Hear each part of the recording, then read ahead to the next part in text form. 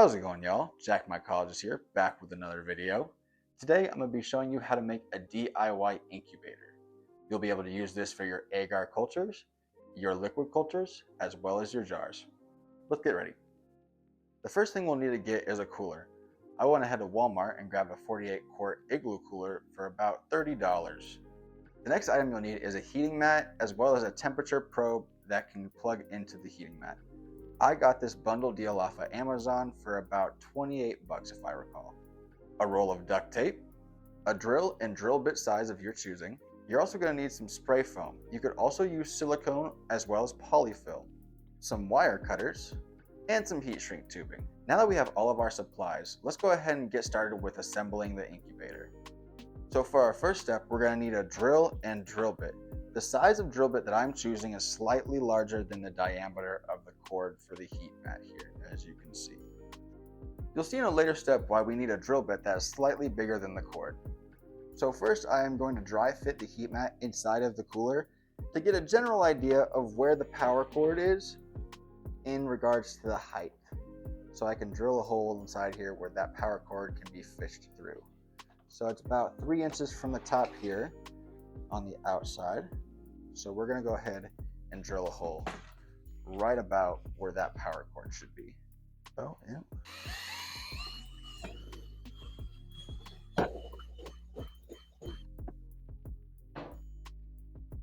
And as you can see, we have drilled a hole through the cooler. All right, our next step is going to be a little bit of electrical work, but don't be afraid. It's super easy. First thing we're going to need to do is cut the power cord to the heat mat. I'm going to do this about 6 or 7 inches away.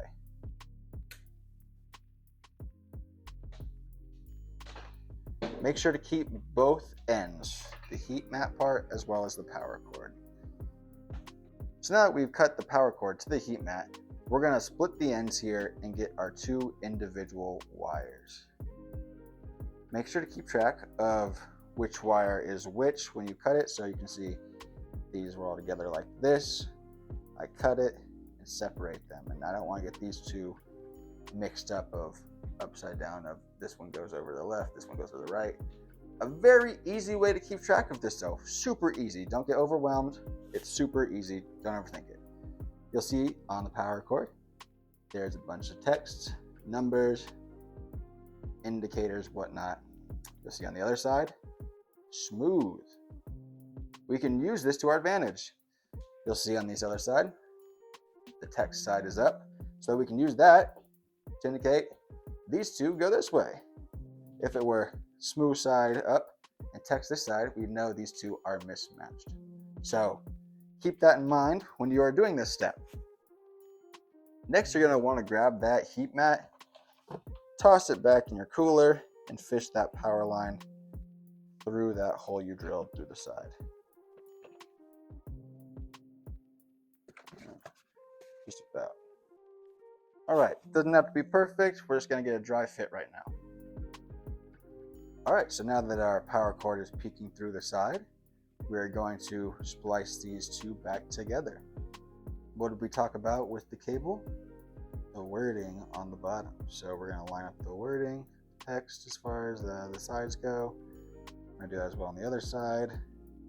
Let's see here, yep, we'll text there so we can indicate that these two are in the correct direction. So what we'll do is 12 gauge. Go ahead and splice your wires here. You don't need too much, to be honest, only ½ inch to an inch or a centimeter for anybody else that is using metric.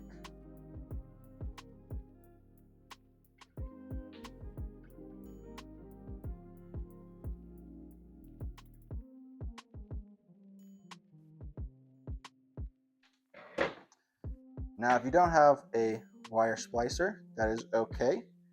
You can also use a razor blade. You can also use scissors. Just be careful that you don't cut yourself or cut through the wire entirely. So next, you'll grab your heat shrink tubing here. I'm going to go ahead and the first one over everything. As you can see here, went over the whole cord. We'll then grab 2 more, or I should say 1 more that we will cut into 2.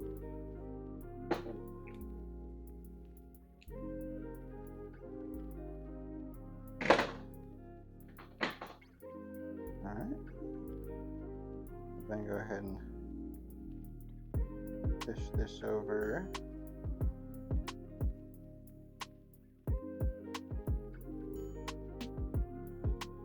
If you need to separate the cord more, you can. Give yourself a little bit more room there. Next, we're going to grab our power cord.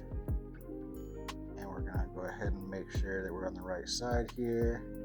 So we're on the right side there. Looks good, looks good. And we can go ahead and work getting these spliced together. Honestly, what I'm just doing here is twisting them together here. Nothing too complex. The shrink wrap tubing, whatever you call it, is going to hold this together quite a bit, and it's not like we're going to be tugging on this at all. All right, what we're going to do, bend that down, get that in between there and there, that tubing around. Okay, so what the technique is, you can push this up a bit, a little bit, push this down, and get around the tubing there, just like that. Next, you're going to need a lighter. We're going to carefully get this to shrink around.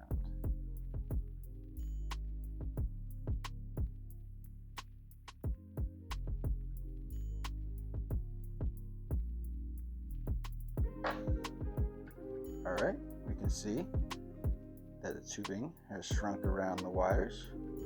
Go ahead and let those cool down and solidify. Sometimes they can melt a little quick with the lighter.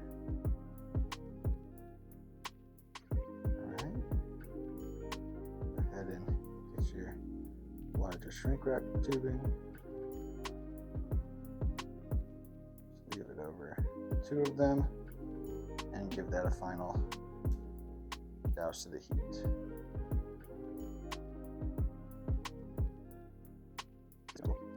And we have a completed power cord.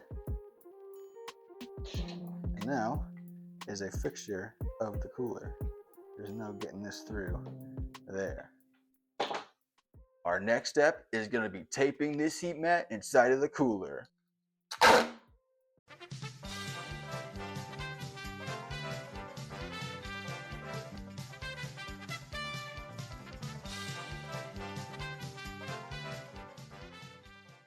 Fast as fuck, boy. I'm fast as fuck. Oh, dude. Our heat mat is now secure in our cooler. We're also going to fish our thermostat probe wire through that hole as well. All right, we got our thermostat probe through. Gonna go ahead and fish this through our little suction cup holder here. And we're just gonna stick that on the side, just about anywhere. Doesn't really matter. Don't want it too close to the heat mat, obviously, but don't want it too far away. Somewhere just about in the middle. And in fact, we'll tape this down one more time. Just make sure that's fully secured there. For this next step, there are multiple ways of going about it. There's no single right way or wrong way. I'm going to go ahead and spray foam our hole here. You can also use silicone in there. You could also just frankly duct tape the hole and be fine. If you're using any spray foam or silicone, go ahead and let that cure overnight.